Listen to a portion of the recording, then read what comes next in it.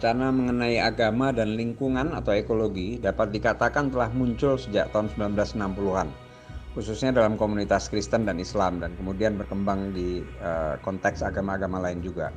Namun baru sejak sekitar 2 dasawarsa terakhir ini, mulai tahun 2000-an, perkembangannya amat pesat. Kini telah ada beberapa jurnal maupun karya-karya rujukan semacam handbook atau ensiklopedia mengenai isu ini. Salah satu ciri menarik kajian ini adalah kaitan yang erat dengan problem nyata dan aktivisme atau upaya berkontribusi pada penyelesaian isu-isu lingkungan tidak terbatas pada perhatian akademik. Buku ini berisi kumpulan tulisan yang menggambarkan suatu tren menarik dan penting dalam perkembangan mutakhir wacana agama dan ekologi.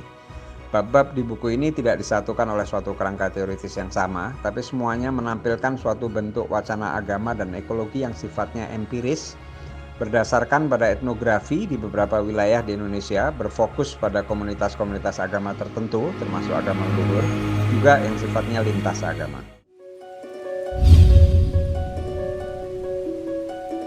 Penelitian saya tentang Front Nahdien untuk Kedaulatan Sumber Daya Alam atau FNKSDA, sebuah gerakan lingkungan progresif yang diinisiasi oleh anak-anak muda Nahdlatul Ulama dan berbasis kultural.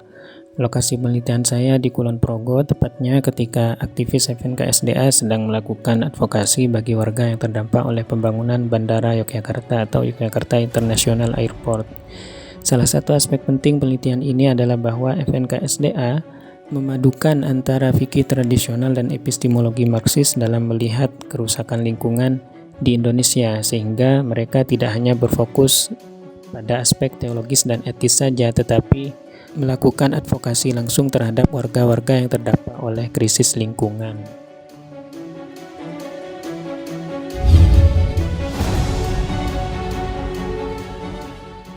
Penelitian ini berfokus pada klaim kawasan suci yang berdasarkan ajaran Hindu Bali sebagai salah satu argumentasi dalam penolakan rencana reklamasi di Teluk Benoa.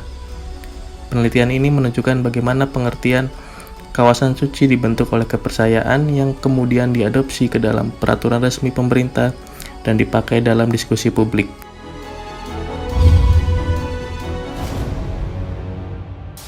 Kelompok kami meneliti perubahan pemahaman sekelompok orang Kristen Jawa di Jawa Timur yang mewarisi pemahaman teologis berupa eksploitasi alam.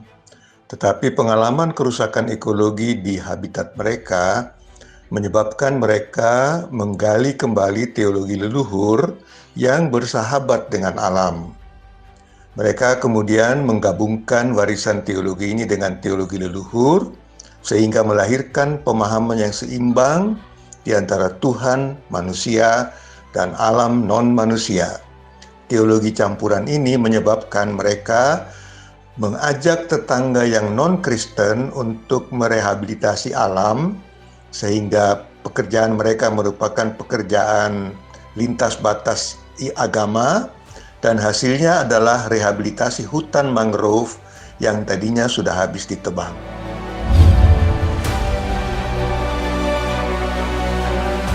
Penelitian ini berfokus pada kemunculan ritual kepercayaan tradisional Karo dalam konteks erupsi Gunung Sinabung di Kabupaten Karo, Sumatera Utara. Masyarakat di kaki Gunung Sinabung, khususnya di Desa Mardinding, sebuah desa yang paling dekat dengan puncak Gunung Sinabung, melaksanakan ritual merebuah huta-huta, yakni memberi sesaji kepada beberapa pohon beringin dan batu besar yang mereka sebut nini atau nenek. Tujuan utama ritual ini adalah untuk memohon keselamatan desa dan agar erupsi Gunung Sinabung dapat berhenti. Namun narasi religius tersebut dikejam oleh gereja, khususnya gereja Batak Karo Protestan, yang menganggapnya sebagai ritual bersifat animistik. Sebab kebanyakan praktisi ritual adalah warga jemaat gereja tersebut. Penelitian ini berupaya memahami makna ritual tersebut dari sudut pandang praktisi ritual, sehingga ditemukan satu aspek penting, bahwa mereka melihat pohon dan batu besar tersebut sebagai person yang berperan penting dalam kehidupannya dan menjaga keselamatannya dari erupsi Gunung Sinabung.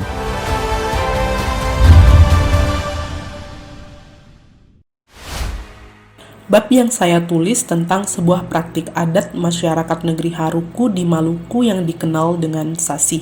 Kajian ini menggunakan paradigma ekologi adat, yaitu paradigma berdasarkan pada kepercayaan, nilai-nilai kosmologi, dan worldview masyarakat lokal.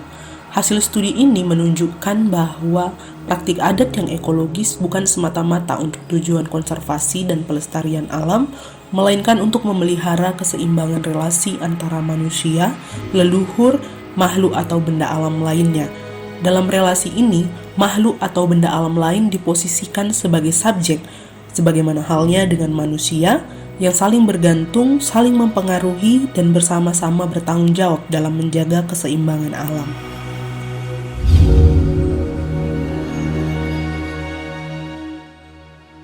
Chapter saya dalam buku ini berbicara tentang bentuk relasi ekologis masyarakat Batak Toba di desa Cianjur Mula-Mula, Samosir, Sumatera Utara.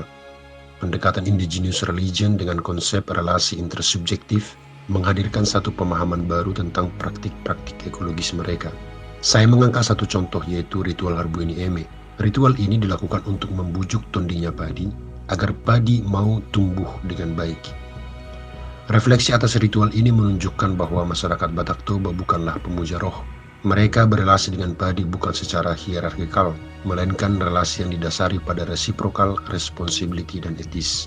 Karena bagi mereka, semua entitas di luar manusia adalah person yang memiliki tondi, sebagaimana manusia juga memiliki tondi.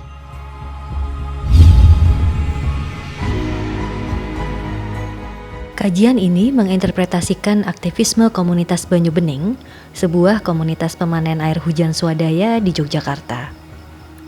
Berangkat dari refleksi nilai-nilai Islam dan jalinan praktek lintas agama dan lintas sektor, aktivisme komunitas ini menjadi bagian dari proyek kontrahegemoni. Aktivisme yang dilakukan mendorong transformasi tata kelola air yang saat ini mengalami krisis karena syarat ketimpangan. Praktek komunitas ini juga menunjukkan penerjemahan aktif manusia sebagai subjek religiositas, sekaligus sebagai subjek aksi kolektif dalam relasi manusia dan air sebagai sumber kehidupan.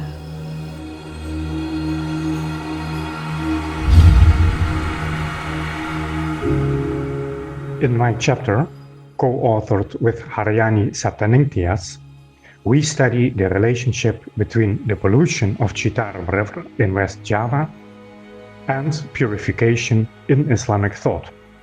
Our question is, how come that Citarum River is one of the most polluted rivers in the world, whereas the people who live there are Muslims, and purity is a central value in Islam?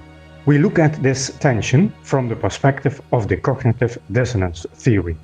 This theory argues that people experience inconsistency between cognition and practices as unpleasant, and that they therefore try to harmonize. In our study, based on fieldwork, we saw that most people said that there was no relationship between pollution and purification. Pollution was seen as a government affair, and purification was a religious affair. Thus, they separated the material and the spiritual world. However, in their daily life, most people drew upon religions and religious ideas to deal with their need of water for domestic and ritual needs. We concluded that policymakers must look more at the living religion outside the religious institutions if they want to include religion in river management.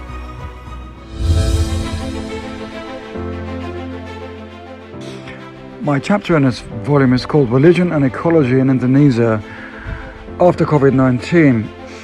And what I do in the article is to trace back the history of conservation in Indonesia to the Dutch colonial times, and in particular the link between Dutch Calvinism and nature romanticism, which is not widely understood. But essentially, Calvinists believed that the city was sinful, nature was still divine. This, I think, influenced the early colonists when they set up the original nature or national parks. Since then, of course, conservation has become seen as a kind of government top-down project, and particularly under Suharto. But in more recent times, there's been a turn back towards seeing conservation as closely linked to the spiritual and material needs of of ordinary people, and I think we've seen this in shifts in the environmental movement in Indonesia since the colonial era, and especially since the Suharto era, when environmental politics became seen as almost dangerous, whereas since the overthrow of Suharto, environmental protest movements have flourished, and it's become easier for people to protest when they feel that developments are being made, or air is being polluted, or water is being ruined, to protest. And I think we're also seeing another shift in relation to COVID-19, which is a growing concern with the connection between health and the environment. And I'm very hopeful that the outcome of COVID-19 in Indonesia will be a new awareness of the role of environmental care in human health and ecosystem care in human health, and that we'll start to see a stronger reconnection between conservation and human health in the days going forward.